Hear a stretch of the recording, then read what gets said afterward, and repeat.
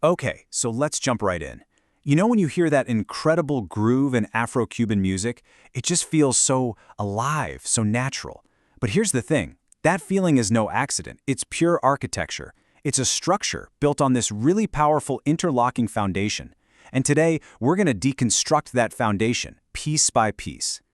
And right at the heart of this whole structure, you've got two main pillars, two rhythmic languages that, they're related, but they speak in completely different ways. You've got the steady, straight-ahead drive of the bongo's martillo, and then you've got the syncopated soul of the conga's tumbao. To really get this music, you have to get them. All right, so let's start with that first pillar.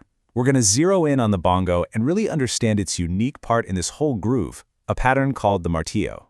So, martillo, it literally means the hammer, and that name is just perfect. It's this steady, driving eighth note pattern that acts like the rhythm section's timekeeper. It never stops. The player has this constant rocking motion with their thumb and fingers, laying down a pattern that's as reliable as a ticking clock. Sonically, think of the bongos as the chatter. It's got this crisp, dry sound that sits way up high in the mix, filling in all the little gaps that the other instruments leave behind. And you can even hear the difference between the two drums, the higher-pitched sharp macho drum and the slightly lower, more resonant hembra. And this visualizes it perfectly. You can just see it, right? It's a constant, unbroken cycle of eighth notes. 1 and 2 and 3 and 4 and over. This is the engine of the whole rhythm section, always pushing forward, never ever letting up. Okay, so we've got our engine. Now let's bring in that second pillar and see how this all builds. We're going to shift from the linear hammer of the martillo to the soulful, almost hypnotic swing of the tumba. If the martillo is the chatter, then the tumbao, played on the congas, well, that's the soul. It's the low-frequency heartbeat of the whole band. This isn't just about keeping time, it's this deep, melodic, resonant foundation that everything else is built on. The tumbao gets its feel from this really beautiful heel-toe rocking motion of the player's palm, but the real magic is in the accents. You get this sharp kind of whip-like slap right on beat 2, and then this deep, booming, open tone on beat 4. That 1-2 punch is what gives the tumbao its signature feel. And this is where that contrast becomes so important. While the martillo is driving straight ahead, the tumbao kind of leans back. It's syncopated. That really emphatic open tone on beat 4, they call it the ponche. That's the note that locks everything together and creates that incredible swing you feel in Latin jazz and salsa.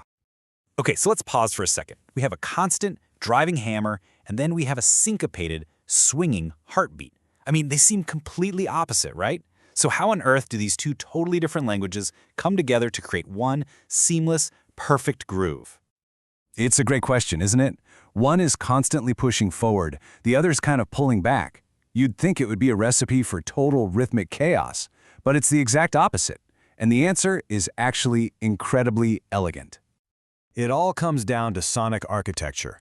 See, they don't compete for the same space, they stack. The high-frequency chatter of the bongo's martillo sits neatly above the low-frequency heartbeat of the conga's tumbao. They each have their own lane, so both patterns can be heard perfectly clearly at the same time. So let's just bring it all together and really look at this functional contrast, because that's what makes this partnership so incredibly powerful. It really boils down to this. The martillo's job is to be linear and constant. Its function is to fill in all that high-end sonic space. Metaphorically, it's the clock. The tumbao, on the other hand, its role is to be syncopated and foundational. Its job is to lock in with the bass. That's the heartbeat. It's literally engine versus soul. I just love this quote. It captures that relationship perfectly, doesn't it? One hammers the time, the other breathes the soul. You absolutely need both. You need that relentless drive of the clock, and you need the living, breathing pulse of the heartbeat. That's the magic. So next time you're listening to some salsa or some son, really listen for those two voices. Listen for that high-pitched chatter driving everything forward, and listen for that low-toned heartbeat that's pulling it back just a little. Because understanding that incredible interplay, that is the key to feeling the true weight and the absolute genius of the groove. Two rhythms creating one pulse.